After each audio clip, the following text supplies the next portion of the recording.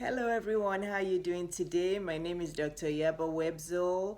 I'm a motivational speaker, I'm a life coach for women, a lifestyle blogger, I'm a board certified pediatrician and a physician entrepreneur, which means I own and run my own practice. I'm on the medical board of Flow Health. I'm also a writer. I blog very regularly on my blog on my website called The Peace Place, and I'm also an author. My published book, Permanent Happiness, is on Amazon.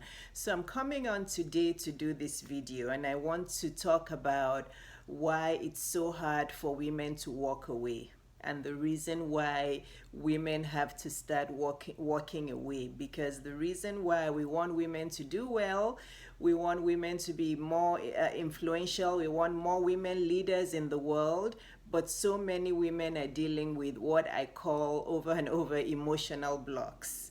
And most of the problems with women come from relationships. I get many because of the work that I do, because of my presence on social media. I get a lot of messages from women, and I guess it's because they see me and they can tell that I'm not dealing with many blocks in my life. In fact, at this point in my life, I'm 50 years old. I don't have blocks in my life because I know exactly how to get the blocks out of my life before they have, hold on me, or before they have a mainstay in my life. So I want to talk about this topic because, again, I always want to give a full disclosure. I'm not encouraging divorce. I've been through a divorce, and divorce is the hardest thing to go through. It sucks, it stinks, and it stings. It's very hard, but when you're on the other side of divorce, life is good. Life is peaceful, life is happy, life is free, and you can, start to live as God wants you to live, and you can start to attain your purpose-driven life. Without that, if you stay in a bad marriage, abusive marriage, it's not going to happen. So this video is entitled Walk Away. Those are the two words, walk away, because there's nothing else I can say. There's many messages I get from women. If you're one of the women who've messaged me and you're watching this, I've told you, walk away. Get them out of your life and move on. Count your losses and move on, walk away. I know it's very simplified, it's oversimplistic, it's not as easy as it sounds, but that's really all I can say. You have to summon up the courage to walk away. And I want to piece it down today because from all the messages I get, from my experience in life, from all my readings, the reason why, there's many reasons why women can walk away from emotional abuse and even physical abuse. There's many women right now as I'm speaking that are probably being physically abused somewhere all over the world, in some corner of the world, and they still cannot leave. It may be perplexing to people like me or to other people who haven't gone through physical abuse, but there's something that goes on in the brains of these women, and the men they're with, a lot of the time they're narcissists, they're control freaks, and they know how to manipulate these women to stay. And these women just, the years roll by, days, weeks, years roll by, and they just get complacent and just stay there. So if you're a woman who's going through emotional abuse or physical, first of all, if you're going through physical abuse, you need to get out today, because we don't want to come and get your dead body out of there. It's happened before where physical abuse turns nasty, turns fatal, and the husband kills the wife and maybe even himself. So if you're being physically abused, get help, call the cops, get social services, run away, tell your family members, and get away from there. But do it carefully, just so that you don't get killed. So you have to get help, you have to get away from there. But emotional abuse is just as bad because it wrecks the mind and it wrecks your life purpose and it wrecks your life. So the reason, from all the messages I've been receiving, when I do videos, it's because I just want to answer it all as a group, because I get so many of these messages. Should I leave? Should I stay? What should I do? What should I say? And at the end of the day, if you're being emotionally or physically abused, you have to walk away. And I'll tell you the reasons. I'm going to start first with the reasons why most women decide to stay. The first reason, which is obvious, is their self-esteem has been battered so badly. They lack self-esteem, they lack self-confidence. You know, this husband or spouse or partner has been telling them so many bad, negative, toxic things, which has infused into their brain and into their spirit, and they now believe it. They now believe they're this woman who doesn't look good. And I'll give you examples of my marriage. I mean, you guys have, I'm an open book, but you start to believe those words, and if you stay there, you now start looking at the mirror and thinking you're actually this terrible person. And because you've lost your self-esteem, you're too scared to leave, because you're thinking, what if I leave and I meet the next partner and I'm still not worthy? So you've completely devalued yourself, and that's the worst thing anybody can do to themselves, to devalue yourself. It's absolutely the worst thing you can do. So I'm begging you, please, you are worthy, you're beautiful, you're God's daughter, you're God's creation. You do not deserve any more of those negative words, so you need to walk away. Another reason, so the first thing is they lose their self-esteem, they lose their self-confidence. They feel like even if they get out into the world, they're nobody, they're not going to find a good partner, they're not going to make it in life, so they stay. The other reason is a lot of these men are very manipulative. Like I said, they're narcissists. So what happens is, even though they're emotionally abusing or physically abusing the partner, or they're cheating chronically on the partner, they also have some good things going on for them. They have some advantages, they have some good traits. So sometimes they may slap this woman or push her, or almost, strangle her or kill her, or they may be cheating chronically with woman after woman, or they may be calling her all sorts of names and telling her she's this, she's that. And then the next day, they're this wonderful, romantic, lovely husband who buys them gifts and who is nice and starts to do the dishes. So the women get confused. So one day he's this monster, the next day he's this saint. So that happens a lot, and these men are manipulative, and they know exactly what their wives want. They've studied their wife's personality. If it's somebody who likes them to do the dishes, they may beat her up today, the next day they start doing dishes. Beat her up the next day. So they get onto this emotional roller coaster, which is terrible.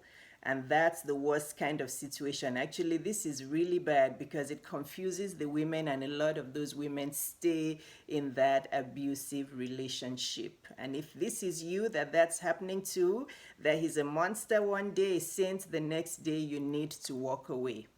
Another reason why women don't want to leave is these men put them on a guilt trip. They start telling them, if the wife says one day she wants to leave, or she wants to file for divorce, or something, or she's threatening, that I'm not going to take this anymore, they put the woman on a guilt trip, and they start to tell her that, do you know that if my family and my friends hear about this, I'm going to lose my job, my reputation will be bad, the church will know, my friends will know, and this will ruin us, and I may lose my job. And then it may also then happen that this job he's saying he may lose is the survival, platform for the family. He's the breadwinner for the family. So the woman now gets scared that, oh my goodness, if I go and tell on him, or I leave him or whatever, and he loses his job, or he's not, liked anymore, and it starts to affect their daily living, their daily bread, she now gets scared that, oh my gosh, we may start to live in poverty. I don't have enough money. I'm not working. We have 4 or 5 kids. We have kids in private school. We have kids in college. How are we going to cope? Then she stays.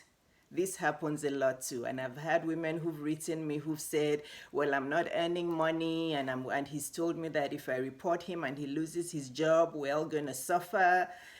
So this woman puts you on a guilt trip. I'm telling you something, even if you're living in a hut under the bridge, if you have your life and your self-respect and your dignity, you're better off than staying with a man because of some material things. Honestly, when I was going through my divorce, I was praying to God that he should just give me the courage to just leave, because at this point I didn't care about any big house we were living in. I didn't care about the flashy cars. I just said, put me in a hut somewhere, as long as I'm there safe with my kids. Even if there's no electricity, we'll be fanning ourselves. I mean, this is what I was praying to God for, because I just wanted to be free. I just wanted to be Iyabo again. So guys, if you are in a relationship where your spouse or husband is putting you on a guilt trip, it's just a guilt trip. It's a facade. It's an illusion. You need to leave. There's no private school education or whatever education that is enough for you to put up with being beaten or being emotionally abused or being spoken bad words to or being cheated on over and over. It's not worth it. You may have to go to rock bottom and put your kids in public school and maybe hang out in a friend or in a relative's house or just, rent a studio apartment somewhere, but God will lift you back up as long as you have life and your dignity. So the first thing is these women lose their self-esteem. The second thing is that he's nice one day and then horrible the next. He's a monster and then he's nice. And then the third thing is that he's the breadwinner and then he starts to put the woman on a guilt trip that if you report me, if you tell on me, we'll lose our job, we won't have anywhere to stay and all that. And then a lot of these men also, because most of them are narcissists and they have, manipulative behavior, they're well liked by other people. So nobody believes the wife or the girlfriend who's going through this, because everywhere they go, everybody loves these men. Wherever they are, they're like, people are hailing them and say, oh, hi, how are you? What's going on? So the woman herself starts to get confused and she starts to think, maybe I'm the problem. How come so many people like him? How come all the elders at church love this guy? How come he's so well liked and this guy is a monster, beating me at home or cheating on me or emotionally abusing me? These men perfect that. They know how to go out and be likable so that it seems like it's their wife who has a problem. You are not the problem. Okay, the problem is you're staying. The problem is you're letting him walk all over you. So you need to walk away. And if you can't, get help. Dr. Yabo is saying this out to many women out there. I know there's many of you. It's not just one or two of you, because I've received your messages. And I want you to know that you do not deserve to be in that setup. In fact, you don't need to be with a man to have happiness. I had 10 years when I was single and not married, and those were probably the best 10 years of my life. Let me tell you something. When I was married, the first day that my ex said something to me in the presence of my older daughter was the day that I knew I was filing for divorce. He'd been saying some mildly negative things to me, like there was one time I just, came out in pimples, broke out in pimples because I was so stressed out. And he's like, have you seen your face lately? Do you see how ugly you look? And I started to believe that I looked ugly. I actually called my best friend Claire and I said, Claire, am I ugly? She's like, yeah, but really, you think you're ugly? So I started to believe it. But the day he told me in front of my daughter that, yeah, boy, you'll never amount to anything, was the day I just decided. The day after that, early in the morning, I drove out of the house and I called my parents and I said, I'm filing for divorce. That was the first time. So you and some of you are living with chronic emotional abuse every day. And you're still some of you have been hearing things like that for years and you're still there. No, it's time for you to leave. There's a better life for you. If you don't leave, you're not going to be able to live your purpose-driven life. And that's God's intention for you. If you're living with all these blocks and all this abuse, you're not going to be able to live in your purpose-driven life and achieve what you're meant to achieve in the world. Number one. Number two, you're not going to be able to live as God wants you to live. God wants us to live by the fruits of the Spirit: love, joy, peace, patience, kindness, goodness, self-control. If you're living with so much abuse and living in bondage and having all these highs and lows in your life, you're not going to be able to live out your purpose, and you're not going to be able to. God wants you to live this life and live it well and live it joyfully and abundantly. God did not say get married and be miserable and get beaten and get abused and live in all this toxicity. No. God wants us to be fruitful, to be joyful, to glow, so that we can do His will in the world and so that we can make His name known in the world. A lot of these women who are living in abuse cannot live in their full purpose. Yes, they may, try a little bit here and there, but they don't have the self-esteem or the self-confidence to do what they need to do. So you cannot stop your purpose in life because of one human being. That's actually, I put it in my book. That was one of for me, the things that propelled me to live. I'm like, really?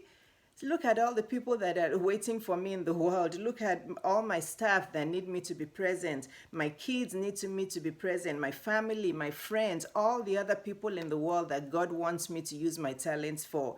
And I'm just hiding and being in sadness because of this one person who I'm not happy with. It's not worth it.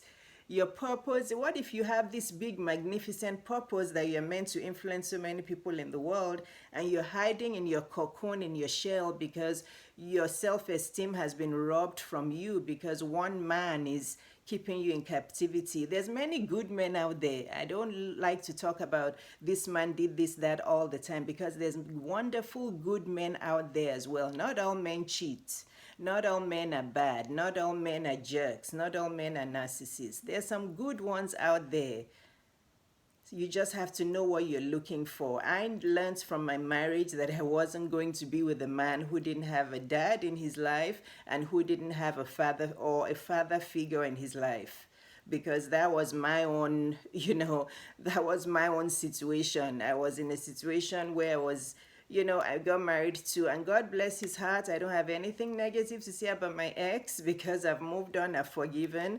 But when you're with a guy who doesn't have a father figure, sometimes things get rough because you have to deal with all the dynamics with mother-in-law and all of that. Again, I'm not saying anybody is bad, but I'm just saying that those are the things I had to deal with. So I learned a lesson there that I had to be with a guy who had a father figure in his life and who understood what it was to be a man, who wasn't just raised by a woman. Because depending on your background and how you're raised, that's what you're going to do. So if you're with a man who cheated on whose father also cheated on his mom, that's what he's going to do. If he was with a father who used to slap and push and shove his mother, that's what he's going to do for you. So he needs to go to ongoing therapy to heal him. And you can wait around, spending all your life being abused for this man to change himself. He's going to change when he wants to, and he may not decide to change until he's 70 or 80 years old. Then you've wasted your whole life.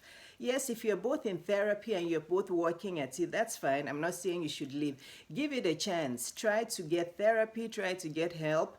But a lot of men refuse therapy. A lot of men don't want to get therapy. So then what do? You just stay in that kind of situation? No. So please remember that God wants you to bear good fruit. He wants you to live by the fruit of the Spirit. If you're in an abusive relationship, you cannot live by the fruit of the Spirit. You cannot. God wants you to live a purpose-driven life, meaning he wants you to use your gifts and your talents to bless and inspire yourself and to bless and inspire other people. If you're living in all this sadness and abuse and bondage, you can't do all that. It's not worth it. So I hope this video helps a woman out there to be able to walk away.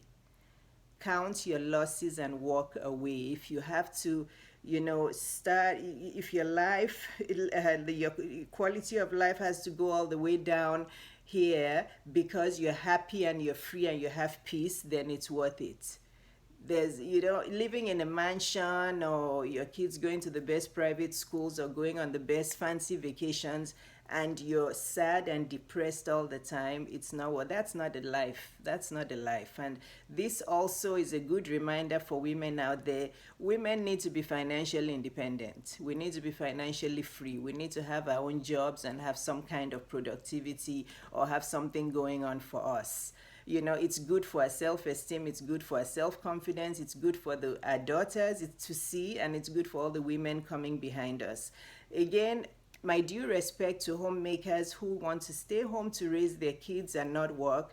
I love you all and I respect you, but it's just that my belief is that a woman should have some kind of career and some kind of productivity going on for them. That's just me. Yes, you can be a stay-at-home mom for a season, but you should get back to work or start a business or just start something that you know you also have something going for yourself, because the kids grow up fast.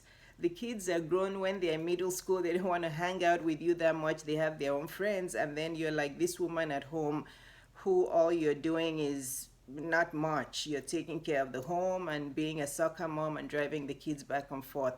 Again, my due respect to everybody who wants to do that, but that's just not my belief. I love you and I respect you if that's your decision. But for me, and from all the women I've spoken to and to what I've seen in life, it's always best for women to have something going on for them and have some financial independence and some financial freedom aside from being a wife and a mother.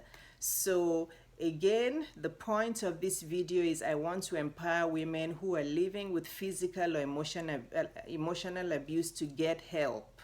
If you're feeling suicidal, please call the suicide hotline in your area. Google it and call the suicide hotline right now. But if you're not suicidal, but you're just sad and depressed and you're living with emotional or physical abuse from your partner, it's time to leave. It's time to walk away. I've told you the reasons why you're staying. A lot of women don't really want to share the reason they're staying. They bring up superficial things like, oh, because of the kids. I want the kids to be in a home with two parents. Kids in a home with two parents who live in separate bedrooms and who are saying negative things to each other, and kids are hearing the mother crying all the time, is not a good home to be. It's not. So just two people being in a home with kids there doesn't mean it's the best situation. No, stop deceiving yourself. So a lot of women bring up these things superficially, but there's other reasons why they're not leaving. It's because the man has put them on a guilt trip, or because the man is a